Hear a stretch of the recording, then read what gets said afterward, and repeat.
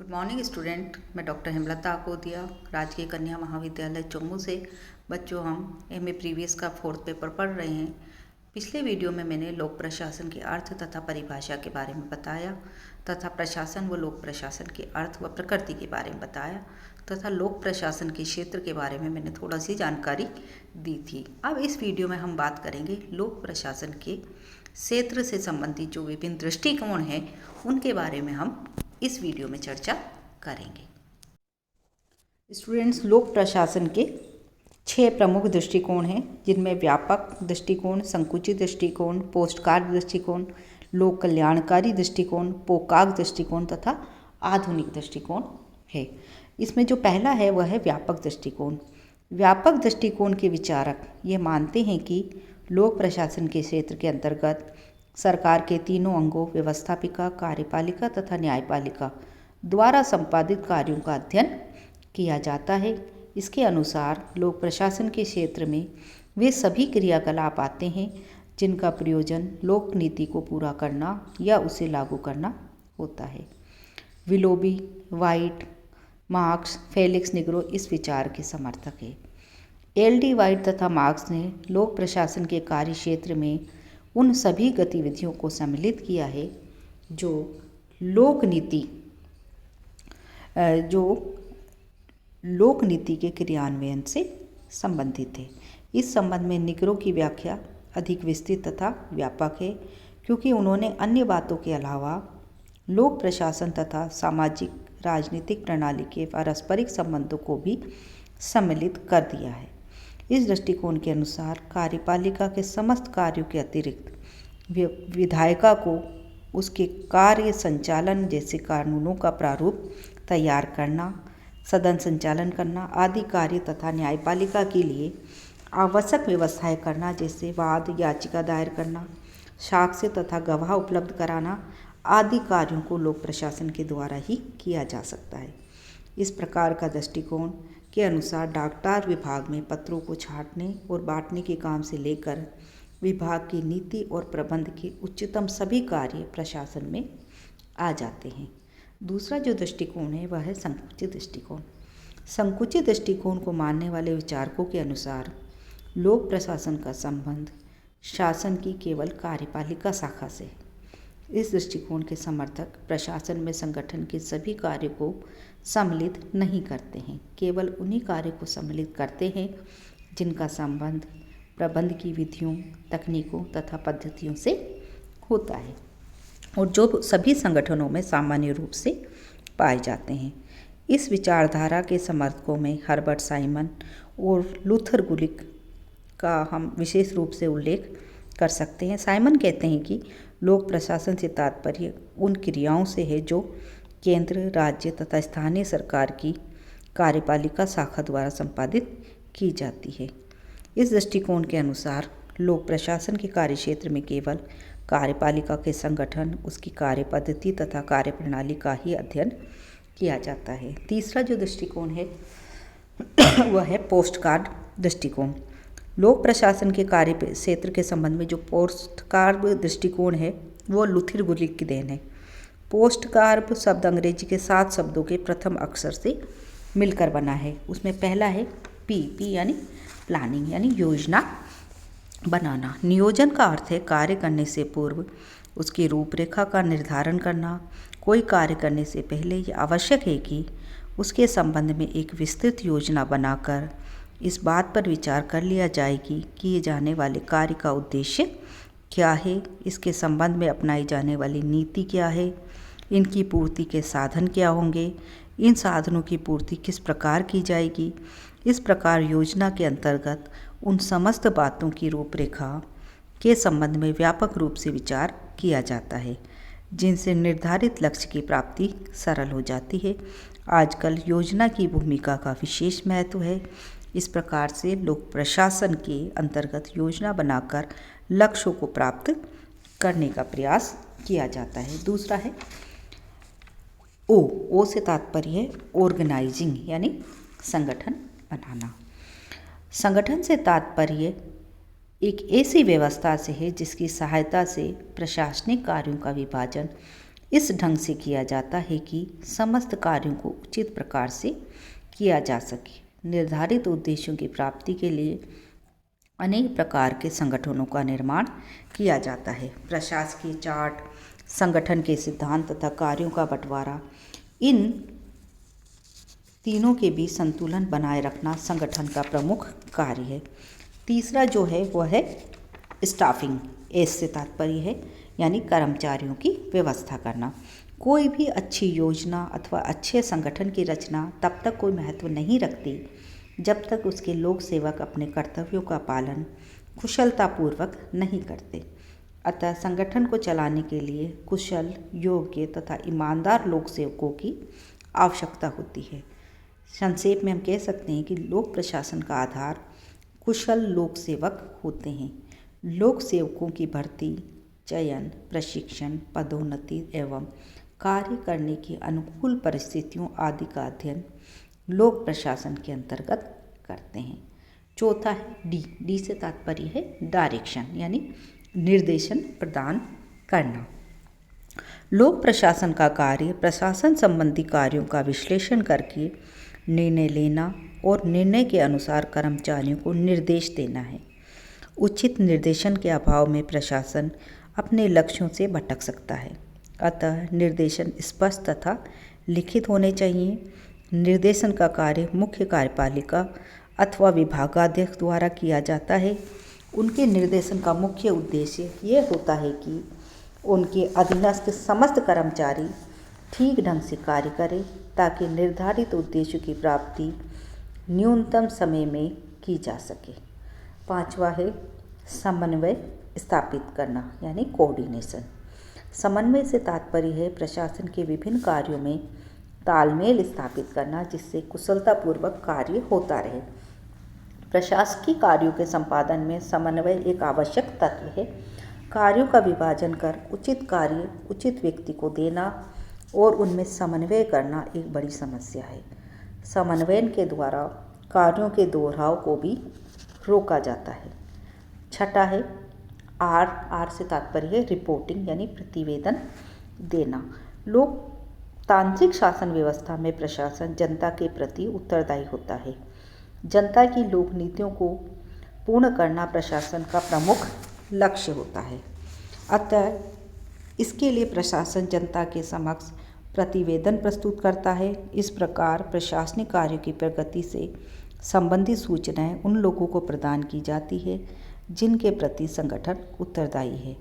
प्रशासन की उपलब्धियों, कमियों तथा समस्याओं के निरीक्षण के संबंध में प्रतिवेदन देकर ही हम प्रशासन को उत्तरदायी बना सकते हैं। अंत में जो शब्द है पोस्टकार्ड का बी। बी से तात्पर्य है बजटिंग यानी बजट तैयार करना। प्रशासन के लिए वित्त ही प्राण है। सभी प्रशासकीय कार्यों के लिए धन की आवश्यकता होती है।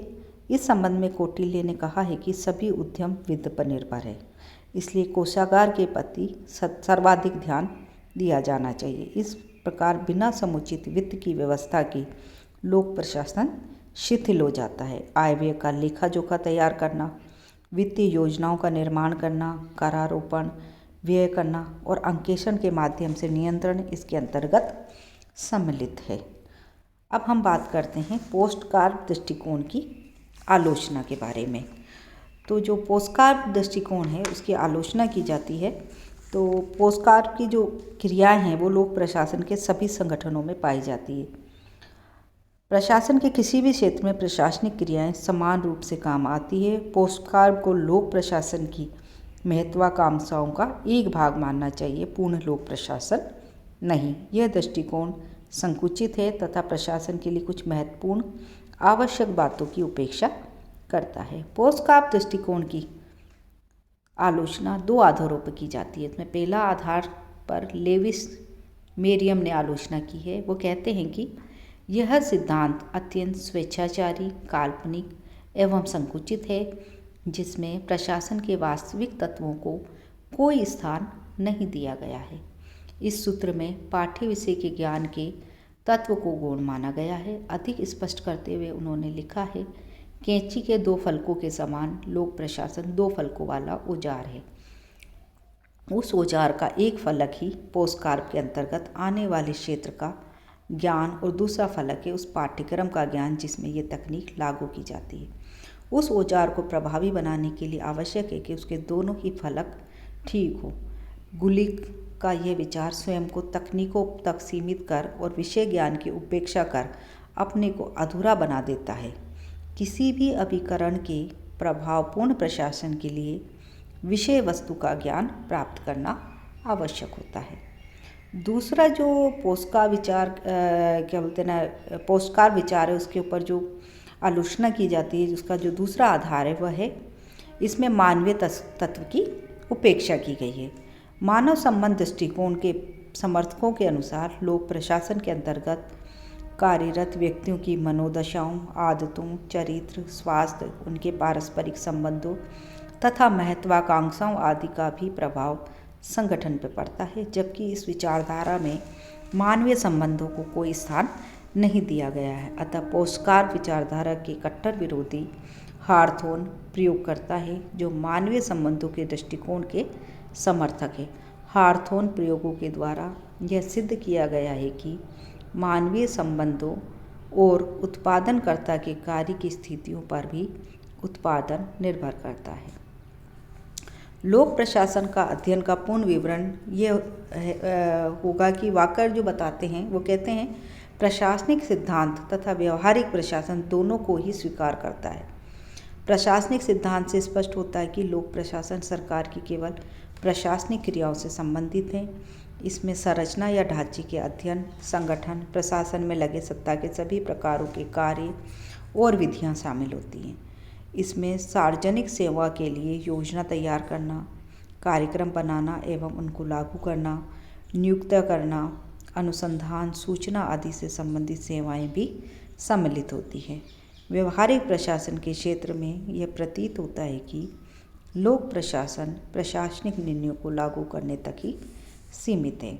लोक प्रशासन के संबंध में यही विचार अधिक उपयुक्त माना जाएगा, जिसमें प्रशासनिक सिद्धांत, व्यवहारिक प्रशासन और मानवीय संबंध तीनों को उचित अनुपात में सम्मिलित किया जाता है। चौथा जो दृष्टिकोण है वह है लोक कल्याणकारी दृष्टिकोण। इस दृष्टिकोण को आदर्शवादी दृष्टिकोण भी कहा जाता है। इस दृष्टिकोण को मानने वाले राज्य और प्रशासन के बीच अंतर नहीं मानते हैं। वर्तमान युग लोक कल्याणकारी है तथा राज्य और प्रशासन दोनों ही लोक कल्याणकारी हैं तथा दोनों का लक्ष्य एक ही है, सबका जनहित। इस प्रकार इस दृष्टिकोण के अनुसार लोक प्रशासन का क्षेत्र जनता के हित में किए जाने वाले समस्त कार्यों तक फैला हुआ है। इस मत को मानने वालों में एल.डी. वाइट प्रमुख है, जो लोक प्रशासन को एक अच्छी जिंदगी के लिए किया जाने वाला कार्य मानते हैं। अगला जो दृष्टिकोण है वो पोकोक दृष्टिकोण है। हेनरी फ्योल लोक प्रशासन के क्षेत्र को निम्न कार्यों से करते हैं, जिसमें पी से प्लानिंग, ओ से ऑर्गेनाइजिंग, सी से कमांडिंग, CO यानी कोऑर्डिनेशन और C से कंट्रोलिंग होता है। पर्सी मैक्वी ने 3 तत्वों को लोक प्रशासन के क्षेत्र में सम्मिलित किया है: मनुष्य, भौतिक संसाधन तथा विधियाँ। दूसरी तरफ विलोबी कहते हैं कि 5 विषयों को आवश्यक बताया है। वह कहते हैं उच्च प्रशासनिक नियंत्रण एवं निर्देशन, संगठन, कार्मिक प्रबंध, भौतिक संसाधन तथा वित्तीय संसाधन आवश्यक है। कूटज तथा ओडोनेल ने हेनरी फ्योल की भांति लोक प्रशासन के क्षेत्र को POSLC अर्थात P से प्लानिंग यानी नियोजन करना, O से ऑर्गेनाइजिंग यानी संगठन करना, S से स्टाफिंग यानी कार्मिकों की व्यवस्था करना, L से लीडिंग यानी नेतृत्व करना, C से कंट्रोलिंग यानी नियंत्रण करना माना है। इसी प्रकार से स्टीफन रॉबिन्स ने लोक प्रशासन के क्षेत्र में पोल यानी POLE शब्द के रूप में स्पष्ट किया है, जिसका अर्थ है P से प्लानिंग, O से ऑर्गेनाइजिंग, L से लीडिंग और इवेल्यूटिंग है E से तात्पर्य, जबकि कास्ट और रोजनविक ने इसे केवल POC यानी प्लानिंग, ऑर्गेनाइजिंग एंड कंट्रोलिंग के रूप में माना है। लोक प्रशासन को POMC यानी प्लानिंग, ऑर्गेनाइजिंग, मोटिवेटिंग और कंट्रोलिंग के रूप में मानने वाले विद्वान हंस और ब्लेंचाई हुए हैं। अब हम अंतिम दृष्टिकोण की बात करते हैं, जो है आधुनिक दृष्टिकोण यानी मॉडर्न व्यू है। साइमन और गुलिक के विचारों को परंपरागत दृष्टिकोण की संज्ञा दी जाती है। पिछले कुछ वर्षों से लोक प्रशासन के विद्वानों में लोक प्रशासन की संकीर्णता और अधूरेपन को दूर करके इसे अधिक व्यापक और सामयिक बनाने का प्रयास किया गया। इसके फलस्वरूप इसका जो नया रूप विकसित हुआ है। डॉक्टर MP शर्मा लिखते हैं कि सभी प्रकार की सार्वजनिक सत्ता जो प्रशासन का कार्य करती है, चाहे वह राष्ट्रीय, क्षेत्रीय या स्थानीय स्तर पर हो, चाहे वह कार्यवाहक हो, चाहे सलाहकार, उसका ढांचा, संगठन तथा कार्य रीतियाँ, इनमें न केवल केंद्रीय विभाग तथा स्थानीय सरकारें सम्मिलित होती है, अपितु मंत्रालयों से बाहर संगठन, सार्वजनिक मंडल तथा निगम भी इसके अंतर्गत आते हैं।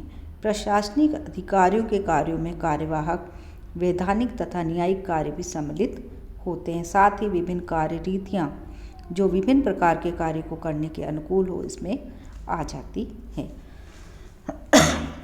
लोक प्रशासन के क्षेत्र के अंतर्गत नियंत्रण का अध्ययन भी आवश्यक है, जैसे संसद तथा मंत्रिमंडल पर बाह्य नियंत्रण, स्थानीय सरकार पर राज्य सरकार तथा केंद्रीय नियंत्रण, सरकारी निगमों आदि पर सरकार अथवा मंत्रियों का नियंत्रण और प्रशासनिक मशीन में आंतरिक नियंत्रण आदि।